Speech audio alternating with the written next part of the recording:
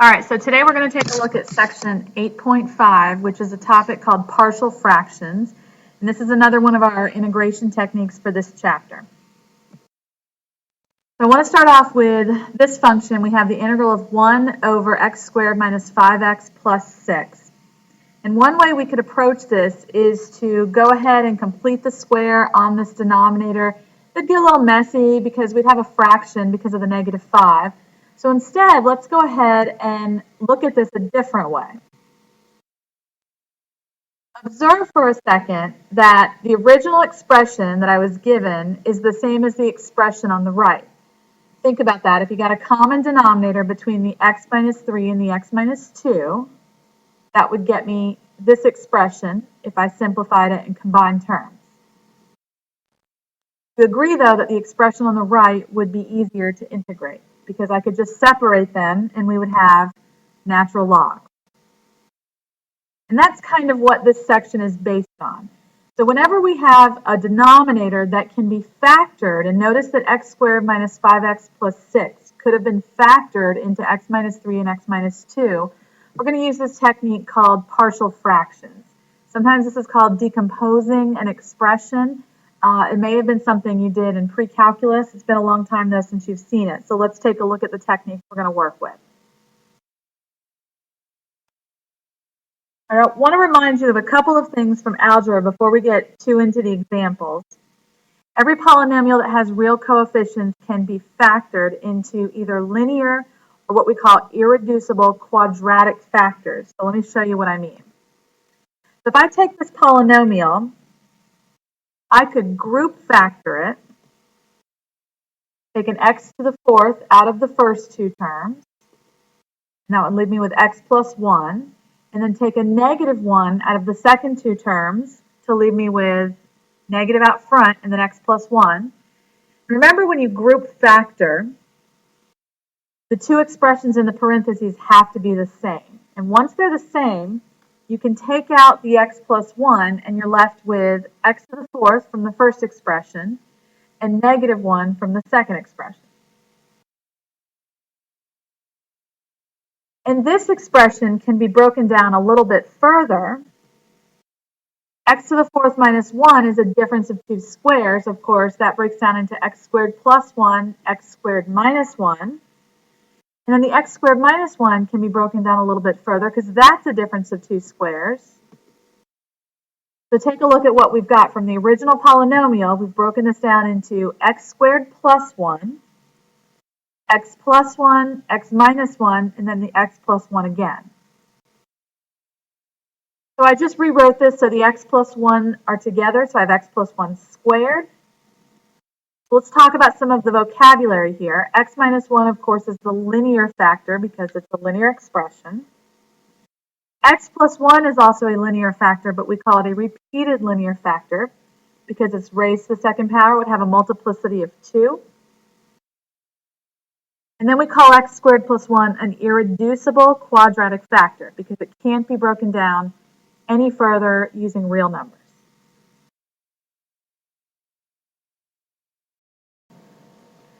Okay, so let's look at a little example here. So we have the integral of 5x minus 3 over x squared minus 2x minus 3. So think back to that first slide, that little demonstration we looked at. If we could break this into two separate fractions, the sum or the difference of two separate fractions, this would be much easier to integrate. And I want you to observe that the denominator here can be factored. X squared minus 2x minus 3 is factorable. So that's a clue that we're going to use partial fractions. So the way we're going to do this is we're going to take the expression and we're going to rewrite it with the factored denominator. And we're going to set it equal to the sum of two fractions. So we have a over x minus 3 plus b over x plus 1. And then we're going to multiply everything through by the common denominator, x plus 1 times x minus 3. In other words, we want to clear the fractions here. All right, so make sure you see what I did. If we multiply the left side by the x minus 3 times x plus 1, that denominator cancels. leaving me with 5x minus 3. On the right side, if I multiply by x plus 1 times x minus 3, in the first expression, the x minus 3's cancel, but I still have an x plus 1 times the a. In the second expression, the x plus 1's would cancel, but I still have x minus 3 times the b. So the idea here is that this expression should be true for any value of x. Any value of x that I put in here, this left side should be equal to the right side. So in order to solve for a and b, we're going to pick values for x that make it convenient to solve for both a and for b. So if I want to solve for a, sorry, I started with b first in the PowerPoint. If I want to solve for b, we can let x equal negative 1. Do you see where I'm getting that from? If x is negative 1, this first expression is going to zero out, and that'll leave me with just an expression in terms of b.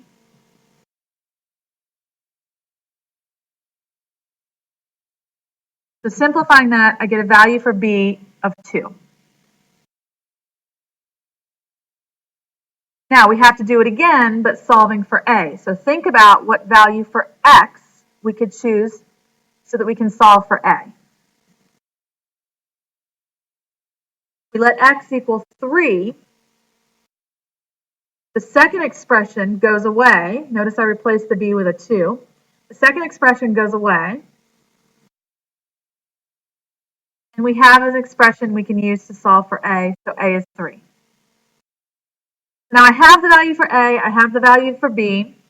We're going to go back and rewrite the original integrand as the integral of 3 over x minus 3 plus 2 over x plus 1. And think about, remember this is just natural logs for each of these. You can pull the 3 to the front and pull the 2 to the front. And we get this expression. Now, when you're checking answers in the back of the book, sometimes they're going to condense these logarithms, but that's not necessary. You can leave it just like this. Okay, let's take a look at this example. So we have the integral of 6x plus 7 over the quantity x plus 2 squared. So this is already factored for us, so we save a little bit of work there. And I want you to notice that this is a repeated linear factor. So when you're writing your sum of your two expressions, you need to write it like this. A over x plus 2 plus b over x plus 2 quantity squared. If this had been x plus 2 to the third, we would have had another expression plus c over x plus 2 to the third. So we're going to multiply through by the common denominator. So now, since both of these have a factor of x plus 2, but this one's a squared factor, multiply everything by x plus 2 squared. Make sure you see that you'll get this expression. The left side, the denominator will cancel out entirely. On the right side, if I multiply by x plus 2 squared, one of the x plus 2's will cancel but leave me with 1 for the first expression. But both the x plus 2 squareds will cancel for the second expression and leave me with just b. So now think about what values you could choose for x that will allow you to solve for a and b. If we choose negative 2 for the x value, look at the replacement and see that that'll give us a convenient way to solve for b. So it turns out that b is equal to negative 5. Now that we know b, we can go back and calculate a. And really, any value you choose at this point will work for x because we know the b value. So in the PowerPoint, I chose x equal 1, although you could have chose 0. Any number you choose for x here would work, now that we know that b is negative 5. But make sure whatever value that you chose for x, you get an a value equal to 6. So now a is 6 and b is negative 5. So let's rewrite our original expression in terms of the a and the b value.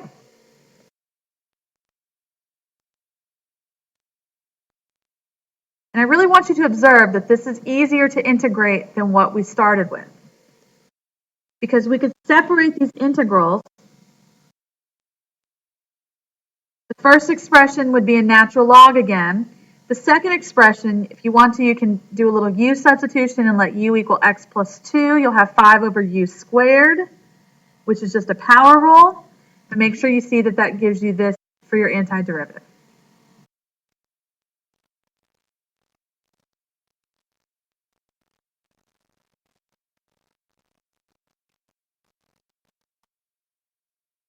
Okay, let's look at another expression. So this one's probably the most complicated one we've done so far. We've got the integral of 5x squared plus 20x over 6 all over x cubed plus 2x squared plus x. Okay, so notice we can factor the denominator. I can take an x out of all three terms and I get this expression. And then this is a perfect square trinomial, so this will break down into x times x plus 1 quantity squared. I'm going to rewrite the integrand as a over x. Now, notice that x plus 1 quantity squared is a repeated linear factor, so I'm going to write it as b over x plus 1 plus c over x plus 1 quantity squared. This is like I did in the last example.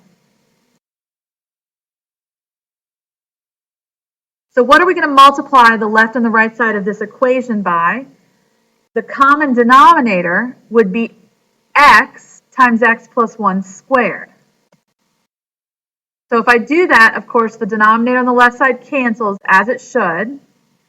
On the right side, for the a over x term, the x would cancel and I'm left with x plus 1 squared. For the middle term, one of the x plus 1's would cancel, but I'd be left with the x and the other x plus 1 factor times b.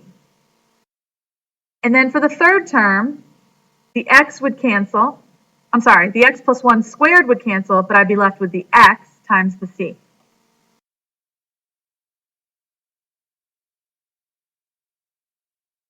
So think about, what should I solve for first here? If we let x equal 0, what will that do to the second two terms on the right side?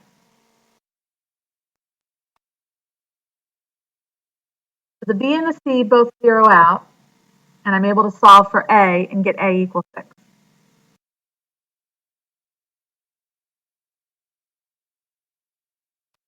Now think about, to solve for c, if we let x equal -1, that will eliminate the first two terms on the right side.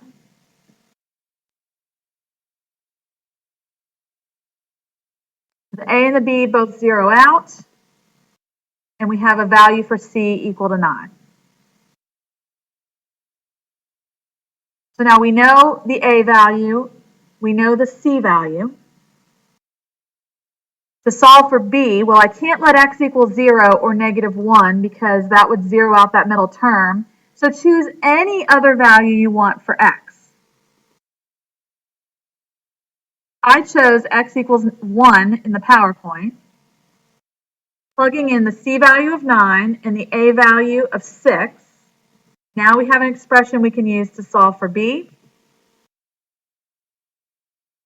And b turns out to be -1.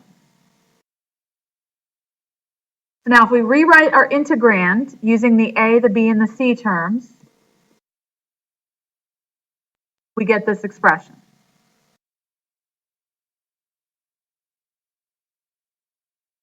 So the first integral is just going to be 6 times the natural log of x. The second integral is also going to be a natural log. The third integral, like we did in the last example, do a little u sub. If u is equal to x plus 1, we're going to have 9 over u squared, which is a power rule. And you get this as your antiderivative. You could leave your answer in this form, that would be fine. Sometimes the book will put them together and put them like this.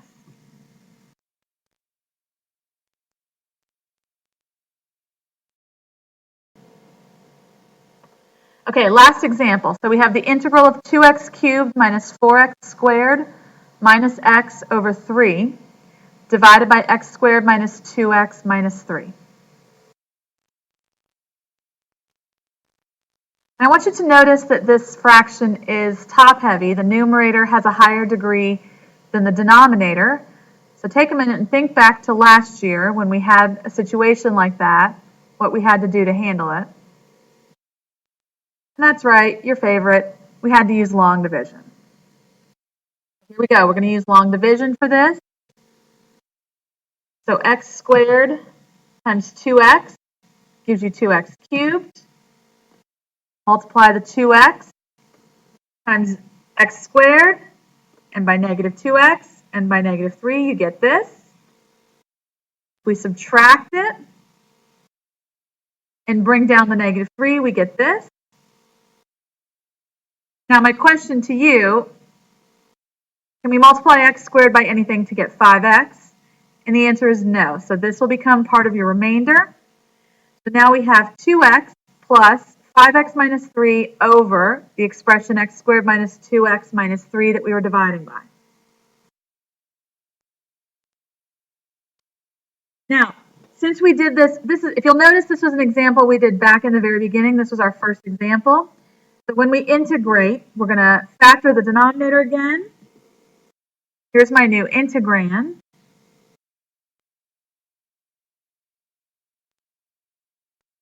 In the PowerPoint, I'm going to skip the details on the partial fractions. Well, actually, if you're not sure how I got them, go back and look at the first example so you see where I got the 3 and the 2, because it was the same expression. But if we integrate each one of these, the first term, of course, 2x, the antiderivative is x squared. We get 3 times the natural log of this expression times, or plus 2 times the natural log of this expression. And if you want to combine the natural logs, there they are. Remember the power rules. And there you have it. That's partial fractions.